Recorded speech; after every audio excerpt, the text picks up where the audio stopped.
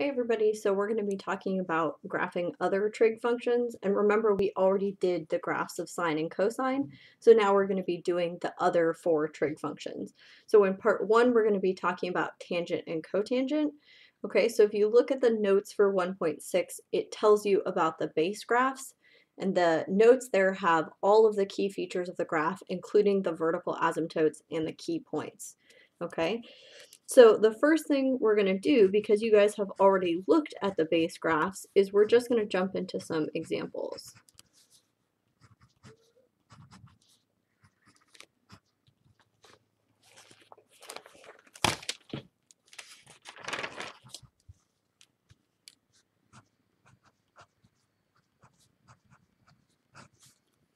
Okay, so we're going to use the same method that we used for sine and cosine, okay, where we're going to find the start and end point.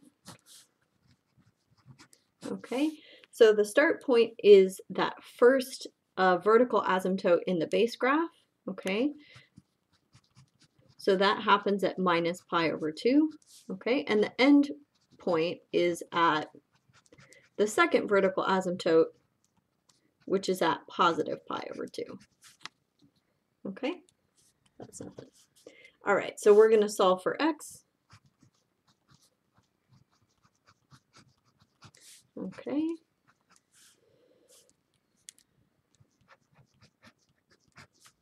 All right, so there's our start and end point. So let's look at our graph.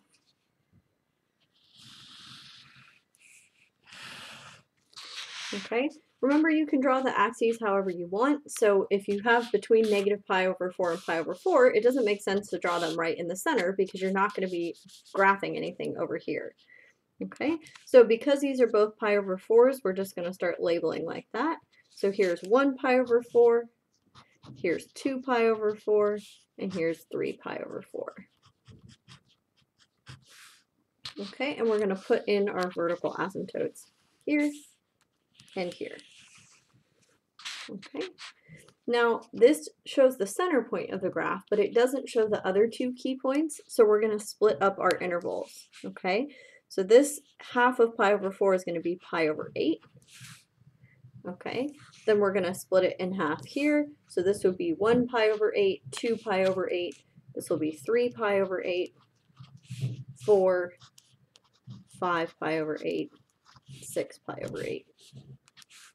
Okay. All right. Now you can see from the question that there's no y transformations. So the y values of the key points are going to be the same as the original. Okay.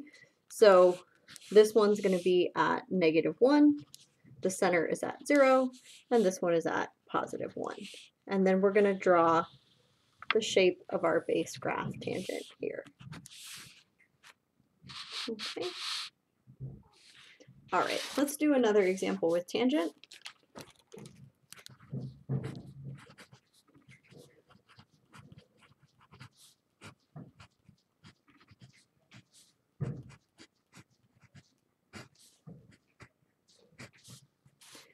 Okay, so the first thing we're going to do again is find the start and end points.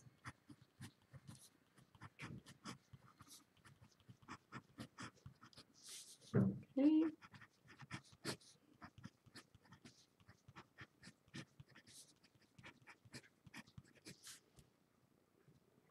All right, so this is going to give us x equals 0, and here we're going to get x equals 2 pi. Okay, so our graph is going to be between 0 and 2 pi.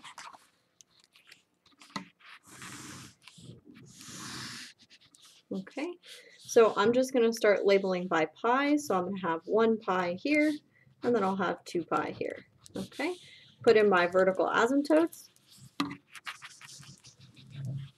Okay, and you can see that again, we don't have enough lines for all the key points, so we're going to chop this in half. So this will be pi over 2, this is 2 pi over 2, 3 pi over 2, and 4 pi over 2. Okay, this time we do have y transformations. Okay, we have a vertical stretch by 3, and we're going to move the graph up 1. Okay, so That first key point is normally at -1, okay? So -1 times 3 is -3, and then move it up 1 to -2, okay? This one's normally at 0, times 3 is still 0, up 1. Okay, this one is normally at 1, times 3 is 3, up 1 is 4. Okay, draw in my graph like that.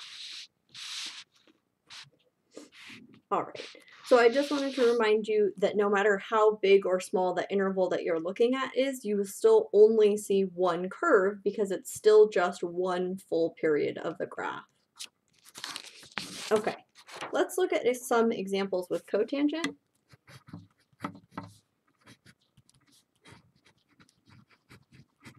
Now, the shape of the cotangent graph is very similar.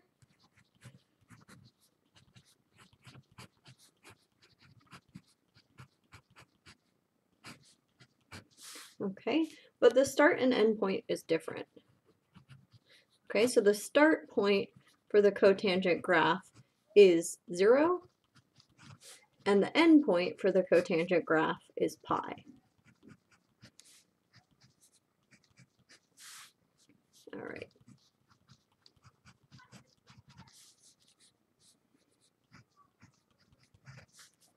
Okay, so we're going to draw our graph between -pi/3 and 0. So I'm going to draw my axes like this. I'll mark this as -pi/3. Okay, and I can draw in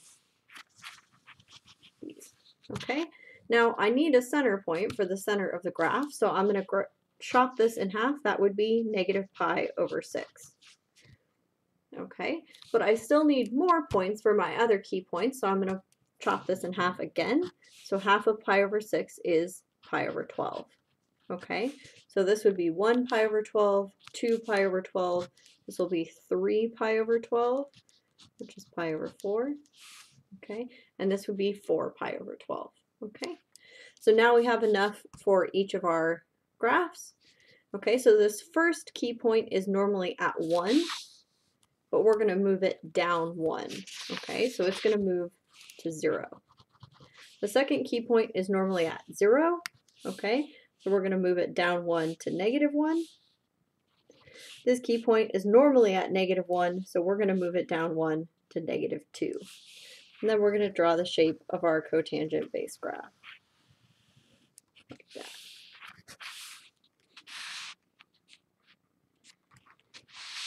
Okay, let's see another example with cotangent.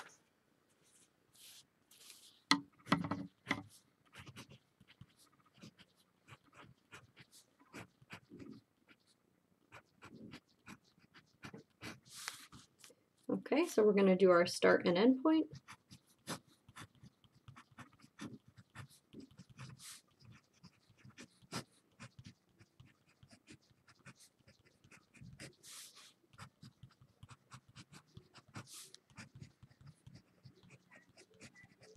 Okay, so we're going to go from pi/4 to 5 pi/4. Here we go. So I'm going to start measuring by pi/4. So this is 1 pi/4. Okay, then I'll do 2 pi/4. Then I'm going to do 3 pi/4, 4 pi/4, and 5 pi/4. Okay, so I'm going to draw in my asymptotes here and here. Okay, and we actually don't need to split up the interval because we have enough tick marks for each of our key points. Okay, so the only y transformation is a stretch times 2. Okay, so this one that would normally be at 1 is going to be at 2. This one that's at 0 normally is still going to be at 0. And this one that's normally at -1 is going to be at -2. That's not a very good graph. There we go. Ignore that. Okay. So there's our final graph. All right. So I encourage you to go practice this before you look at the video for secant and cosecant, and I'll see you guys soon.